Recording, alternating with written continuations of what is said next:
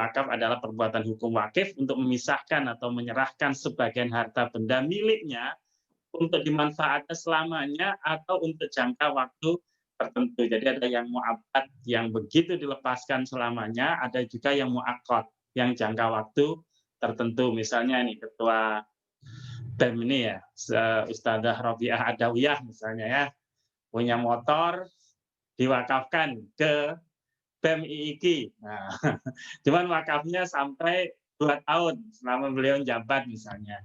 Nah, ini berarti mu'aqqad. Tapi kalau kemudian dilepas ke IIKI terserah, pokoknya untuk dimanfaatkan IIKI dan selamanya ya mungkin sampai motor itu rusak, nah itu yang mu'abbad.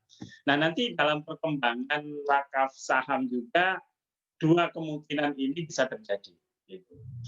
Nah, selanjutnya ketika kita nanti membahas tentang wakaf saham, tentu saja banyak isu-isu yang terkait karakteristik wakaf yang ada di dalam ide, ya.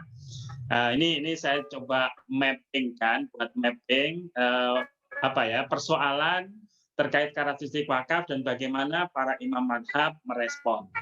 Misalnya, satu, menahan harta dari penggunaan pemilik. Semuanya sepakat bahwa kalau wakaf ya ditahan, pemilik tidak bisa menikmati hak miliknya, tapi untuk kepentingan publik. Semuanya sepakat. Tapi ketika tadi yang sudah saya sampaikan, kepemilikan lepas dari wakif. Apakah kepemilikannya lepas dari wakif atau tidak? Nah, ini tadi ulama tadi terbelah menjadi dua. Ada yang mengatakan bahwa ketika mewakafkan lepas, ada yang mengatakan tidak. Nah, tadi sudah saya sampaikan. Kemudian harta harus bermanfaat, itu pasti semuanya sepakat. Barang, ain atau pokok asalnya tetap. Jadi ketika mewakafkan tanah misalnya, tanahnya tetap, tapi hasil dari tanah itulah yang dimanfaatkan. Jadi ada asalnya. Nah, yang kemudian yang dimanfaatkan apa? Yang disedekahkan manfaatnya, atau samarahnya. Nah ya, hasilnya. Kemudian tujuan ibadah, pasti semuanya tujuan ibadah. Boleh mewakafkan benda bergerak, semuanya sepakat. Menukarkan objek wakaf benda tidak bergerak, boleh nggak ditukarkan? Nah, ini ulama mulai berbeda pendapat. Ada yang boleh, ada yang tidak boleh. Kalau udah ada perbedaan, begini enak. Mana yang paling masalah aja kita ambil, Ustaz Indra ya. Kita nggak pusing-pusing dengan perdebatan para ulama, mana yang bermaslahat kita ambil.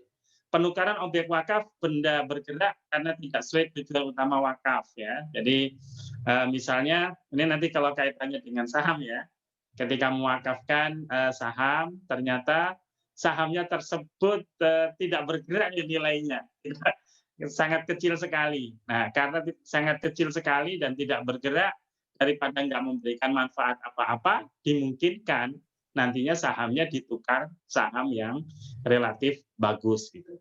Nah, itu juga penting karena kalau istilah dalam trading saham itu sahamnya itu saham yang nyantol itu apa?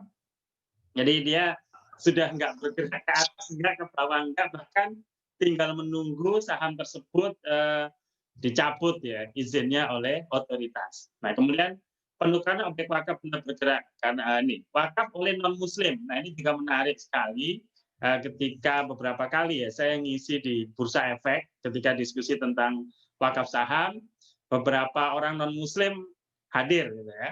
Nah, bahkan ketika awal peluncuran wakaf saham, nah waktu itu saya jadi salah satu narasumber, itu seorang non-muslim langsung angkat tangan, Bapak saya siap ikut wakaf.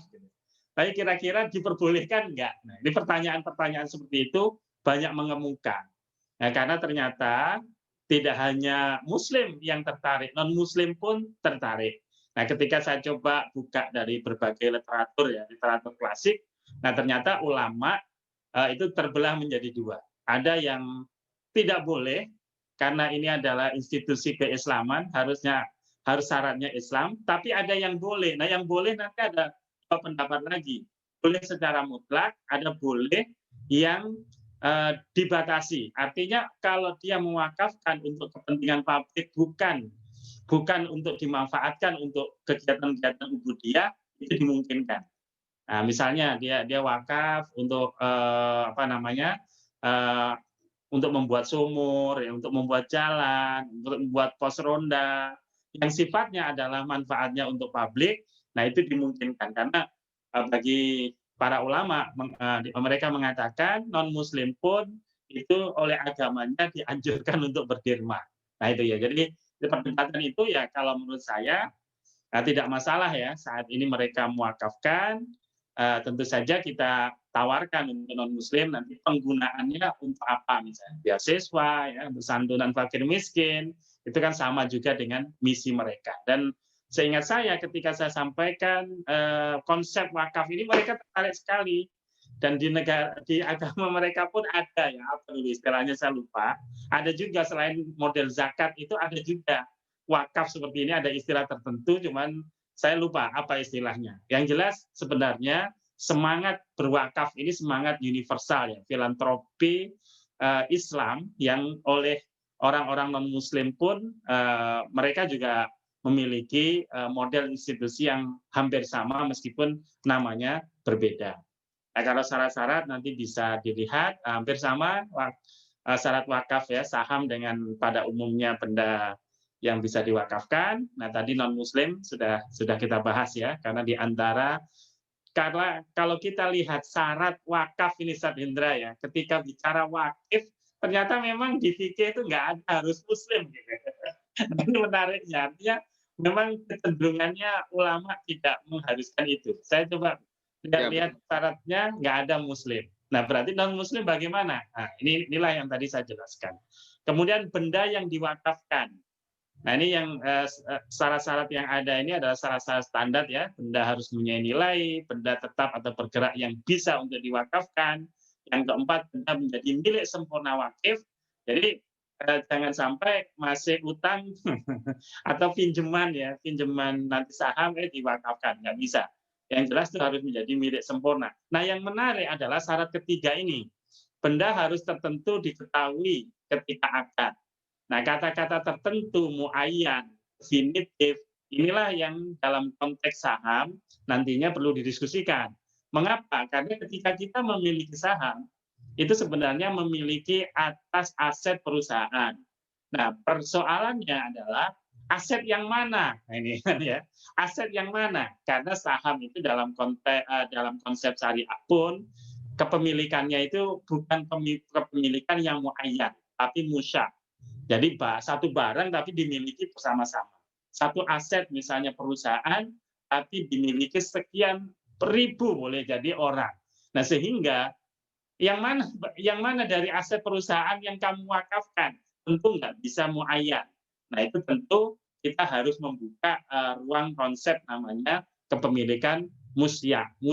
Jadi musya itu kepemilikan yang tidak bisa didefinisikan ya. Jadi dia tidak bisa ditunjuk. Oke.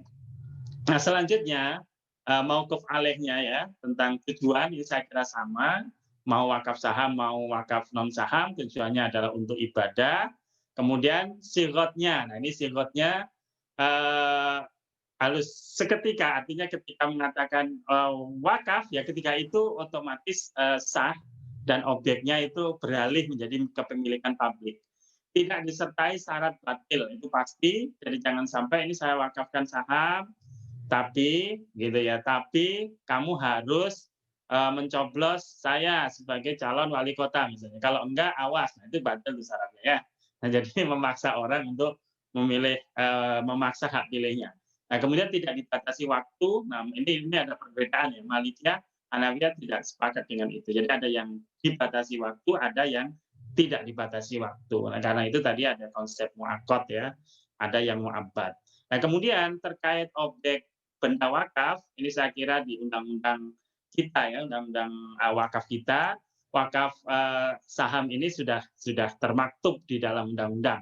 Yaitu ketika ada dua kategori benda wakaf tidak bergerak, kemudian benda wakaf bergerak. Nah, yang bergerak ini ada uang, ada logam mulia, ada surat berharga. Nah, ini surat berharga inilah diantaranya salah satunya adalah saham. Nah, surat berharga bisa sukuk, karena itu ada juga wakaf sukuk ya, sukuk link wakaf sukuk. Nah, kemudian ada juga misalnya reksadana ya, unit penyertaan dari surat berharga berupa unit penyertaan reksadana itu juga bisa diwakafkan. Nah, jadi secara regulasi ya Indonesia dalam perspektif regulasi Indonesia Undang-Undang Wakaf, nah wakaf saham itu sudah diakomodir walaupun belum tersosialisasikan dengan baik, belum diturunkan dalam peraturan yang detail karena ketika awal-awal kajian ya kalau nggak salah waktu itu tahun 2018 kebetulan saya diundang ke Bursa Efek untuk mendiskusikan persoalan wakaf saham ini. Nah, ternyata kita masih kesulitan mencari bagaimana mekanisme rincinya, ya, prosesnya, persyaratan saham yang bagaimana. Nah, ternyata belum diatur oleh negara kita. Namun secara umum itu diperbolehkan. Oke, nah, selanjutnya teman-teman yang saya hormati, nah inilah produk pasar modal ya. Terus ada saham, ada sukuk, ada reksadana, kemudian ada transaksi derivatif lainnya. Derivatif ini artinya pengembangan dari saham, pengembangan dari sukuk, pengembangan dari reksadana. Nah, di antara produk-produk pasar modal ini, saham sudah ada wakaf saham. Nah, sukuk pun sudah ada, reksadana pun sudah ada. Nah, minimal sampai hari ini saya sudah mendampingi wakaf saham sudah dulu sekuritas yang memelopori, bahkan perusahaan sekuritas tersebut pemiliknya itu mewakafkan sekian persen keuntungan dari saham perusahaan yang dimiliki oleh perusahaan untuk diwakafkan. Nah, kemudian reksadana ini juga ada produk reksadana wakaf. Kapan-kapan kita bahas, tapi fokus kita adalah ke saham wakaf saham. Nah, teman-teman, adik-adik mahasiswa yang saya hormati, dan Ustadz Hendra, Ustadz Fadil, yang insya Allah senantiasa semangat membimbing adik-adik. Nah, wakaf saham itu apa sih definisinya? Nah, inilah yang didefinisikan oleh teman-teman Bursa Efek ya. Jadi wakaf yang objeknya adalah saham syariah dan atau keuntungan investasinya. Nah, ini nanti wakaf saham itu pengertiannya di dalam literatur fikih itu macam-macam. Nah, cuman kalau di Indonesia, dalam konteks Indonesia, wakaf saham itu wakaf yang objeknya adalah saham syariah. Jadi dia saham yang masuk kategori saham syariah. Dia punya, misalnya saya punya saham, misalnya saham Antam misalnya sekarang yang lagi booming kan Antam ya, perusahaan emas ya. Nah, kemudian saya wakafkan 10 lot kali 100. Nah, berarti 1000 ya. 1000 saham saya wakafkan. Nah, ketika saham itu saya wakafkan, perlu dilihat nanti itu saham syariah atau bukan. Nah, ketika dia masih masuk daftar efek syariah, maka dia wakaf saham syariah. Nah, ketika saya ikrar wakaf, itu saya lepaskan saham saya kepada nazir wakaf nantinya. Atau yang kedua adalah keuntungan investasinya. Saya punya saham misalnya tadi saham Antam. Nah, keuntungan dari investasi, keuntungan investasi itu berupa apa? Dividennya. Misalnya setiap tahun saya dapat dividen misalnya 100.000 misalnya. Nah, yang 100.000 itulah yang saya wakafkan. Jadi berupa hasil ya, dividennya, bukan sahamnya, dividennya nanti diuangkan jadi berupa uang. Nah, sebenarnya ketika modelnya yang diwakafkan adalah keuntungan investasinya, nah itu nanti outputnya adalah uang. Nah, kemudian terjadi diskusi, apakah uang ini nanti akan dibelikan saham atau tetap berupa uang yang bisa diinvestasikan berbagai portofolio investasi. Nah, hasilnya baru akan digunakan untuk kemaslahatan umat. Nah, yang seperti itu polanya memang belum diatasi. Bisa jadi begitu keuntungan dari saham tadi diwakafkan, dibelikan lagi saham. Bisa jadi juga dari keuntungan itu dibangun masjid, dibangun madrasah. Nah, jadi wakafnya sebenarnya bukan wakaf saham akhirnya ya, wakaf gedung madrasah. Nah, ini yang model variasinya ya. Bisa jadi sahamnya yang dilepas, bisa saja hanya keuntungannya. Apa keuntungannya itu kemudian dibelikan saham lagi atau diproduktifkan atau kemudian dibelikan dibangunkan gedung atau dan lain-lain. Nah, itu polanya bisa bermacam-macam. Nah, kemudian saham syariah. Apa yang dimaksud saham syariah? Ya, ya saham yang tercatat di Bursa Efek dan masuk dalam indeks saham syariah Indonesia. Nah, tentu saja nanti ada aturan-aturan ketika saham itu dikatakan saham syariah. Nah, jadi belum tentu ya saham yang ada di Bursa Efek itu semuanya syariah. Misalnya saham Bank BCA itu syariah ya, belum syariah. Bank Mandiri sahamnya, nah itu juga syariah, bukan syariah. Mengapa? Nah ini kan ada nih ketentuannya. Jadi saham itu dikatakan syariah kalau kegiatan usaha perusahaan yang mengeluarkan saham tersebut terhindar dari perjudian, perdagangan yang dilarang ya, barang-barang yang dilarang, jasa ribawi, seperti bank tadi, jual beli risiko yang mengandung ketidakpastian. Jadi perusahaan yang menjual produknya berupa produk yang di dalamnya ada unsur gharar, misalnya asuransi ya, asuransi konvensional misalnya. Kemudian produksi distribusi barang yang haram, perusahaan yang mendistribusikan barang yang haram. Jadi kalau misalnya siapa ini? Putri Nurul. Nah, nih, Putri Nurul nih misalnya ya, punya saham Angker Bir. Nah, Bir itu kan Bir Bintang tuh.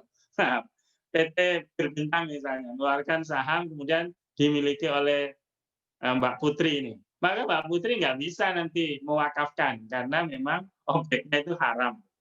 Nah, kemudian transaksi yang suap juga nggak boleh kalau perusahaannya kena suap. Nah, nanti ada semacam relaksasi ya. Memang saham syariah itu tidak selamanya 100% memenuhi kriteria syariah. Nah, saat ini sangat sulit. Oleh karena itu ada relaksasi. Misalnya nih ya, relaksasi yang diberikan, emiten penerbit saham, perusahaan penerbit saham itu masih dikatakan syariah, meskipun hutang berbasis bunganya besar ya, tapi dibatasi. Nggak boleh dia punya utang berbasis bunga itu melebihi 45% dari total asetnya. Kemudian pendapatannya masih ditolerir kalau pendapatan ada non halal, tapi nggak boleh lebih dari 10%. Misalnya nih ya, ada perusahaan ternyata dia punya tabungan atau deposito atau giro di bank konvensional. Tapi kalau hasil tabungan atau giro atau deposito tidak melebihi 10% dari pendapatan total perusahaan, itu masih ditolerir. Jadi ini sifatnya rukhsah karena saat ini masih sulit menemukan perusahaan yang fully syariah, yang sama sekali dalam transaksinya terhindar dari larangan-larangan syariah. Nah, jadi nanti teman-teman kalau misalnya mau mewakafkan saham, tentu saja sekali lagi sahamnya harus saham yang syariah. Nah, saham syariah kriterianya tadi yang saya sampaikan. Nah, nanti kita nggak usah pusing-pusing apakah saham ini syariah atau tidak, kita menganalisa sendiri, misalnya tidak perlu. Karena nanti sudah ada namanya daftar efek syariah. Jadi dalam setiap 6 bulan sekali OJK bekerjasama dengan GSN MUI itu menyeleksi saham-saham mana saja yang masih syariah dan mana yang tidak syariah. Nah, saat ini sudah hampir 430-an lah saham yang syariah tersebut. Oke. Ini tadi yang saya sampaikan di awal, bahwa saat ini berkembang pesat tidak hanya wakaf saham, tapi ada sedekah saham, zakat saham. Ini di Indonesia ya. Kaitannya program-program filantropi yang dikembangkan oleh perusahaan-perusahaan sekuritas. Nah ini adik-adik yang saya hormati, nanti kalau membaca literatur-literatur yang dalam fikih, kita banyak menemukan model-model wakaf saham. Jadi wakaf saham itu modelnya setidaknya ada 5 ini. Pertama, harta wakaf yang diinvestasikan sebagai saham modal pendirian perusahaan. Misalnya Ustadz Hendra ini dipercaya ya, orang mewakafkan 1 triliun Ustadz Hendra ya, Ustadz Hendra sebagai nadirna. Nah, kemudian Ustadz Hendra, kok besar sekali nih uang. Nah, kemudian ada perusahaan yang mau berdiri. Nah, di antara 1 triliun itu Ustadz Hendra tanamkan sebagai modal pendirian perusahaan, sebagai pemegang saham. Nah, itu juga dinamakan wakaf saham ya. Artinya apa? Wakaf yang digunakan untuk investasi saham pendirian perusahaan. Nah, ada juga harta wakaf yang dibelikan saham perusahaan yang telah berdiri. Kalau yang pertama tadi ketika berdiri, dia ikut serta sebagai pemegang saham. Yang kedua, dia membeli saham yang existing. Misalnya saya punya saham Kemudian Ustadz Hendra sebagai nadir, Pak Azhar katanya sahamnya mau dijual. Oke Ustadz, Ustadz mau membeli saham saya. Nah ini juga masuk kategori wakaf saham. Itu maksudnya apa? Dana wakaf bisa jadi wakafnya uang Ustadz Hendra ya.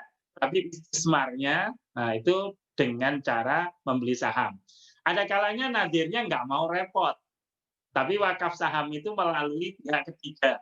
Misalnya manajer investasi ya di dalam produk reksadana. Jadi di reksadana itu ada manajer investasi yang pinter menginvestasikan ke berbagai portofolio. Antaranya adalah investasi saham. Maka ditawarkan siapa yang mau investasi saham. Karena apa? Karena banyak orang yang nggak bisa langsung direct trading saham ya. Karena keterbatasan pengetahuan atau jam terbangnya masih rendah. Nah, sehingga tidak berani langsung membeli saham. Nah, itu bisa dipercayakan pada pihak ketiga yang ahli trading saham, dia bikin reksadana, menawarkan siapa yang mau uangnya dititipin ke dia untuk membeli unit penyertaan, nanti uangnya dipakai untuk investasi saham. Nah, kalau uangnya itu uang wakaf, ada yang memasukkan itu kategori wakaf saham melalui pihak ketiga. Jadi bukan langsung si nadir tadi yang melakukan investasi ke saham. Nah, yang keempat, wakaf yang bersumber dari keuntungan investor saham. Tadi yang definisi dari bursa efek tadi. Jadi ketika saya memiliki saham, misalnya tadi saya contohkan saham Antam, nah kemudian tahun ini ada hasil misalnya 5 juta gitu ya. Nah 5 juta itu hasilnya saya keluarkan hasilnya aja. Saya keluarkan uangnya, saya transfer ke nadir. Nah ini namanya wakaf saham, wakaf dari hasil investasi saham ya. Nah, itu macam-macam modelnya. Yang kelima, mewakafkan saham yang dimiliki. Nah, kalau ini betul-betul saham saya yang Antam tadi betul-betul saya keluarkan. Saya serahkan ke nadir. Nah, tentu saja ketika nadirnya ini tidak cakap untuk mengelola investasi saham, bisa jadi nanti diwakilkan kembali kepada perusahaan sekuritas. Jadi perusahaan sekuritas lah yang memaintain ketika naik turun nanti dikonsultasikan kepada nadir. Tapi kalau nadirnya ini ahli dalam trading saham, bisa jadi dia sendiri yang mengelola saham tersebut. Sehingga kapan dijual, kapan tidak dijual, dia tahu. Karena dia memiliki keahlian. Oke. Nah, kemudian selanjutnya yang penting, nah ini masalah sejarah aja ya, bahwa kajian wakaf saham itu 2018 sudah mulai. Cuman secara resmi di IDX seminar itu Februari 2019. Seingat saya diundang, saya lihat dulu ya sebelum bikin bahan ini, makalah saya itu tahun 2018 November. Nah, Februari ini pernah ada seminar. Nah inilah dikatakan tonggak ya, tonggak kajiannya itu di seminar. Tapi informal sebenarnya sebelumnya sudah dimulai. Nah peluncuran wakaf saham IDX itu April 2019. Jadi ini ngebut nih tahun 2019 ini. Dan peluncuran layanan wakaf saham MNC Sekuritas ya. BNI Sekuritas, Henan, Philip, Samuel. Ini Samuel yang punya non-muslim, Satendra ya. Ternyata memfasilitasi untuk wakaf saham ya. Kemudian Dana Reksa Sekuritas. Nah ini saya yang terlibat waktu itu MNC, kemudian Henan, kemudian Dana Reksa. Nah, kebetulan saya diundang, sehingga saya mengikuti betul betapa perusahaan-perusahaan sekuritas ini juga bersemangat ya untuk memfasilitasi umat Islam maupun yang non-Muslim yang berminat mewakafkan sahamnya. Nah, kemudian peraturannya apa? Tadi sudah saya sampaikan bahwa sebenarnya wakaf saham ini sudah terakomodir ya dalam Undang-Undang Nomor 41 tentang wakaf, kemudian peraturan pemerintah Nomor 42, kemudian Undang-Undang PP ya, PP Nomor 73 tentang tata cara perwakaf tidak bergerak dan bergerak lainnya. Nah, saya coba Ustadz Hendra baca ini masih sangat sederhana mengatur tentang wakaf saham. Mungkin Ustadz Hendra ada regulasi yang terbaru Ustadz Hendra, boleh jadi tahun 2020 atau apa ya? Ada PP 25 tahun 2018. Nah, PP 25 tahun 2018 tentang wakaf.